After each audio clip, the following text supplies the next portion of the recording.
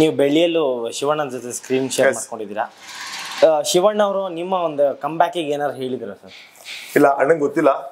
ನಾನು ಈ ಗೆಟಪಲ್ಲಿ ಇರೋದೇ ಅಣ್ಣ ನೋಡಿಲ್ಲ, ಅಣ್ಣಂಗೆ ಸಿಕ್ಕಿಲ್ಲ ನಾನು ಆ್ಯಕ್ಚುಲಿ. ಏನಂತಂದ್ರೆ ಪೋಸ್ಟರ್ ಲಾಂಚ್ ಆಗೋವರೆಗೂ ಎಲ್ಲೂ ಹೋಗೋದು ಬೇಡ ಅನ್ನೋದು ಒಂದು ಟೀಮಿಂದ ಒಂದು ಇದಿತ್ತು. ಒಂದು 2-3 ಫಂಕ್ಷನ್ಗಳಿಗೂ ಸ್ಕಿಪ್ ಆದೆ. ಸೊ ಅಣ್ಣ ನೋಡಿದ್ರೆ ಖಂಡಿತ ಖುಷಿ ಬೀಳ್ತಾರೆ. ಅವರ ವಿಶಸ್ ಯಾವಾಗಲೂ ಇರುತ್ತೆ.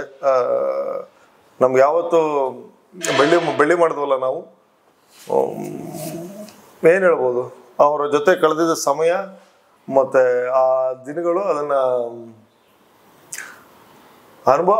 ಅನುಭವಿಸ್ಬೋದು ಅಷ್ಟೇ, ಹೇಳ್ಕೊಳಕ್ಕಾಗಲ್ಲ. ಯಾಕಂದರೆ ನಮಗೆಲ್ಲೂ ಶಿವಣ್ಣ ಜೊತೆ ಕೆಲಸ ಮಾಡ್ಬೇಕಾದ್ರೆ ಏನು ಹೇಳ್ತೀವಿ, ನಾವೆಲ್ಲೋ ರಾಜ್ಕುಮಾರ್ ಸರ್ ಮಗವ್ರ ಜೊತೆ ಇದೀವಿ ಅಂತ ನಮ್ಗೆ ಯಾವತ್ತು ಅಂತ ಒಂದು ಫೀಲೇ ಬರ್ತಿದೆ ಹಂಗೆ. ಮತ್ತು ಅವರು ಭಾಳ ಡೌನ್ ಟು ಅರ್ತು, ಭಾಳ ಎನರ್ಜೆಟಿಕ್ ಆಗಿರ್ತಾರೆ. ಏನು ಹೇಳೋದು, ಅವ್ರ ಜೊತೆಲಿ ಕೆಲಸ ಮಾಡ್ತಿದ್ರೆ ಕಲಿಯುವಷ್ಟು ವಿಚಾರಗಳು ಬೇಜಾರಿರ್ತವೆ. ಓಕೆ ಓಕೆ ಓಕೆ ಸರ್, ನಿಮ್ಮ ಪ್ರಕಾರ ಇಂಡಸ್ಟ್ರಿಯಲ್ಲಿ ಸ್ಟಾರ್ ವಾರ್ ಇದೆಯಾ ಸರ್? ನನ್ನ ಪ್ರಕಾರ ಸ್ಟಾರ್ ವಾರ್ ಅಂದರೆ ನಾನು ಅದನ್ನು ನಂಬಲ್ಲ.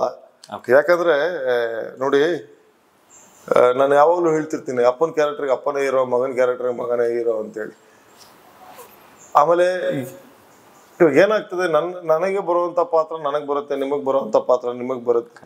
ಯಾರ್ಯಾರಿಗೆ ಏನೇನು ಸೇರಬೇಕು ಅನ್ನೋದು ಮೇಲ್ಗಡೆ ಡಿಸೈಡ್ ಮಾಡಿಬಿಟ್ಟಿರ್ತಾನೆ. ನಾವು ಸುಮ್ಮನೆ ನಾವು ಅನ್ಕೊಂತಿರ್ತೀವಿ ಅಷ್ಟೇ. ಇವಾಗ ನನಗೆ ಅನ್ಸುತ್ತೆ, ಯಾವುದೋ ಒಂದು ಒಳ್ಳೆ ಸಿನಿಮಾ ನೋಡಿದಾಗ ಇದು ನಮ್ಗೆ ಸಿಕ್ಕಿದ್ರೆ ಚೆನ್ನಾಗಿರೋದು ಅನ್ಸುತ್ತೆ ವಿನಃ ಅದು ಬಿಟ್ಬಿಟ್ಟು ನಾವು ಅದನ್ನು ಕಿತ್ಕೊಬಿಡ್ಬೇಕು ಮಾಡ್ಬಿಡ್ಬೇಕು ಅಂತ ಯಾರಿಗೂ ಅನ್ಸಲ್ಲ. ಅವೆಲ್ಲ ಸುಳ್ಳು ನನಗೆ ಕೇಳೋರೆ. ಸರ್, ತಾವೆಲ್ಲ ಒಂದು ಕಡೆ ಹೇಳ್ಕೊಂಡಿದ್ರಿ, ಒಂದು ಸಂದರ್ಶನದಲ್ಲಿ ನೋಡಿದ್ದೀನಿ, ತಾವು ಅಪ್ಪು ಸರ್ ಫ್ಯಾನ್ ಅಂತ. ಹೌದು. ಅಪ್ಪು ಸರ್ ಈಗಿಲ್ಲ, ತಮ್ಮ ಒಂದು ಕಂಬ್ಯಾಕ್ ಬಗ್ಗೆ ಅವ್ರು ಇದ್ದಿದ್ರೆ ಏನಂತ ಹೇಳಿರ್ಬೋದು ಸರ್? ಇಲ್ಲ, ಅವರು ಸದಾ ಖುಷಿಯಾಗಿರುವಂಥ ವ್ಯಕ್ತಿ. ಆಮೇಲೆ ಎಲ್ಲೇ ಸಿಕ್ಕಿದ್ರು ನಗ್ನಗ್ತಾ ಮಾತಾಡುವಂಥ ವ್ಯಕ್ತಿ. ನನ್ನ ಫಸ್ಟ್ ಸಿನಿಮಾ ನಾನು ಅವ್ರ ಜೊತೆಲೆ ಸ್ಕ್ರೀನ್ ಶೇರ್ ಮಾಡಿದಂಥದ್ದು, ಸಣ್ಣದೊಂದು ಪಾತ್ರದಲ್ಲಿ. ಅದಾದ ನಂತರ ನಾನು ಎಷ್ಟೋ ಸಿನಿಮಾಗಳಿಗೆ ಅವರೇ ಕ್ಲಾಪ್ ಮಾಡಿದಂಥದ್ದು, ನನಗೆ ವಿಶ್ ಮಾಡಿದಂಥದ್ದು ನನಗೀಗಲೂ ಕೂಡ ಏನೋ ತುಂಬ ಚೆನ್ನಾಗಿ ನೆನಪಿದೆ. ಯಾವಾಗಲೇ ಸಿಕ್ಕಿದ್ರು ಕೂಡ ಬಾಯಿ ತುಂಬ ಅವ್ರು ಹೇಗೆ ನನ್ನ ಮೊದಲನೇ ದಿನದ ಅವರ ಒಂದು ಬಾಂಧವ್ಯ ಇತ್ತು, ನನ್ನ ಸಿನಿಮಾ ಹೀರೋ ಆದ್ಮೇಲೆ ಕೂಡ ಅಷ್ಟೇ ಚೆನ್ನಾಗಿ ಅವರು ನಮ್ಮ ಹತ್ರ ಏನು ಮಾತಾಡೋವಂಥದ್ದಾಗಿರ್ಬೋದು, ಟೈಮ್ನ ಸಿಗ್ತಾ ಕಳೆಯೋಂಥದ್ದಾಗಿರ್ಬೋದು, ಭಾಳ ಖುಷಿ ಕೊಡುವಂಥ ವಿಚಾರ. ಬಟ್ ನಮ್ಮ ಜೊತೆಗೆ ದೈಹಿಕವಾಗಿ ಅವರಿಲ್ಲ, ಮಾನಸಿಕವಾಗಿ ಮತ್ತು ಅವ್ರು ಮಾಡಿರೋವಂಥ ಒಂದಷ್ಟು ಒಳ್ಳೆ ಕೆಲಸಗಳಲ್ಲಿ ಸದಾ ನಮ್ಮ ಜೊತೆಲಿ ಇರ್ತಾರೆ. ಅಟ್ಲೀಸ್ಟ್ ಅವರು ಏನೊಂದು ದಾರಿ ಹಾಕ್ಕೊಟ್ಟಿದ್ದಾರಲ್ಲ, ಒಂದಷ್ಟು ಒಳ್ಳೆ ಕೆಲಸ ಮಾಡೋ ವಿಚಾರದಲ್ಲಿ. ಅದರಲ್ಲಿ ಎಲ್ಲರೂ ಕೂಡ ಎಲ್ಲರೂ ಒಂದೊಂದು ಪರ್ಸೆಂಟ್ ನಾವೆಲ್ಲ ಮಾಡ್ತೀವಿ ಅಂತಂದ್ರೂ ಕೂಡ ಅದು ಅವ್ರಿಗೂ ಖುಷಿ ಕೊಡುವಂಥ ವಿಚಾರ. ಎಲ್ಲರೂ ಆ ಒಂದು ದಿಕ್ಕಲ್ಲಿ ಪ್ರಯತ್ನ ಪಡೋಣ, ಒಂದಷ್ಟು ನಮ್ಮ ಕೈಲಾಗಿದ್ದು ಒಳ್ಳೆ ಕೆಲಸಗಳನ್ನ ಮಾಡೋಣ. ಓಕೆ ಸರ್, ಸ್ಟಾರ್ಸ್ಗಳಂತಂದ್ರೆ ಸೋಷಿಯಲ್ ಮೀಡಿಯಾಗಳಲ್ಲಿ ತುಂಬ ಬ್ಯುಸಿಯಾಗಿರ್ತಾರೆ.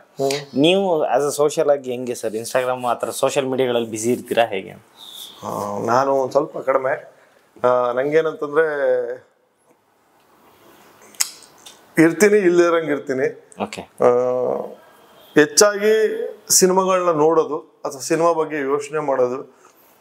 ಏನಾಗುತ್ತೆ, ಮೊಬೈಲು ಅವಶ್ಯಕತೆ ಇದೆ ಕರೆಕ್ಟು, ಬಟ್ ಹಂಗನ್ಬಿಟ್ಟು ಅಡಿಕ್ಟ್ ಆಗಬಾರ್ದು ಅಂತ ನನ್ನ ಒಂದು ಅನಿಸಿಕೆ. Okay okay okay sir, last cinema ನೋಡಿ ನೀವು ಮೆಚ್ಕೊಂಡಂಥ ಸಿನಿಮಾ ಯಾವುದು ಸರ್? ಕಾಟೇರ. ಓಕೆ, ಆ ಕಾಟೇರದಲ್ಲಿ ಇನ್ ಡೀಟೇಲ್ ಆಗಿ ಜಾಸ್ತಿ ಇಷ್ಟ ಆಗಿದೆ ಸರ್? ದರ್ಶನ್ ಸಾರ್ದು ಸೆಕೆಂಡ್ ಗೆಟಪ್ ಬರುತ್ತಲ್ಲ, ಆ ಗೆಟಪ್ ನನಗಿಷ್ಟ. ಆ ಗೆಟಪ್ ಇಷ್ಟ. ಆಮೇಲೆ ಮಾಸ್ತಿ ಅವರು ತುಂಬ ಚೆನ್ನಾಗಿ ಡೈಲಾಗ್ಸ್ ಬರೆದಿದ್ದಾರೆ. ಗೆಳೆಯ ನಿರ್ದೇಶನ ಅದ್ಭುತವಾಗಿದೆ. ಏನನ್ಬೋದು, ಒಂದು ಫುಲ್ ಪ್ಯಾಕ್ ಸಿನಿಮಾ. ಬೇರೆ ಒಂದು ಮೂಡನ್ನ ಕ್ರಿಯೇಟ್ ಮಾಡುತ್ತೆ ಸಿನಿಮಾ ನೋಡೋಕೆ ಕೂತ್ಕೊಂಡಾಗ. ಅದನ್ನೆಲ್ಲೋ ಕರ್ಕೊಂಡೋಗುತ್ತೆ ಆಡಿಯನ್ಸ್ ಮನಸ್ಥಿತಿನ, ಕಾಡುತ್ತೆ ಮನಸ್ಸಿಗೆ ಒಂದಷ್ಟು ವಿಚಾರಗಳು. So it's very nice. Okay sir, I think ಹೊರಟ ಬಂದು 2008 ಬಂದ 2007. ಇನ್ನು ಅದೇ 2 ವರ್ಷ ಆಯ್ತು ಸರ್, ಆಗಲಿ 10 years. ಆ ಹೊರಟ ನೆನೆಸ್ಕೊಂಡು ಆ ಪಾರ್ಟ್ 2 ಏನಾರ ಮಾಡೋ ಇಲ್ಲ, ಅದೊಂದು ಕೆಲಸ ನಡೀತಾ ಇದೆ. ಶ್ರೀ ಅವ್ರದ್ದು ಒಂದು ಸಿನಿಮಾ ನಡೀತಾ ಇದೆ, ಕೋರ ಅಂತ ಹೇಳಿ. ಆ ಸಿನಿಮಾ ಮುಗಿಯೋದಕ್ಕೆ ಅಂತ ಕಾಯ್ತಿದ್ವಿ. ಅದು ಮೊನ್ನೆ ಕೂಡ ಆಡಿಯೋ ಒಂದು ಸಾಂಗ್ ಏನೋ ಬಿಟ್ಟಿದ್ದಾರೆ. ನೆಕ್ಸ್ಟ್ ಮಂತ್ ಏನೋ ರಿಲೀಸ್ ಪ್ಲಾನಿಂಗ್ ನಡೀತಾ ಇದೆ. ಗೆಳೆಯ ಗುಡ್ಲಕ್ ಅವನಿಗೂ ಒಳ್ಳೇದಾಗ್ಲಿ. ಸೊ ಅದಾದ್ಮೇಲೆ ಅವನೊಂದು ಒಂದು ಜುಗಲ್ ಬಂದಿದೆ ಇಬ್ಬರಿಗೂ. ಸೊ ಖಂಡಿತ ಆದಷ್ಟು ಬೇಗ ಗುಡ್ ನ್ಯೂಸ್ ಕೊಡ್ತೀವಿ.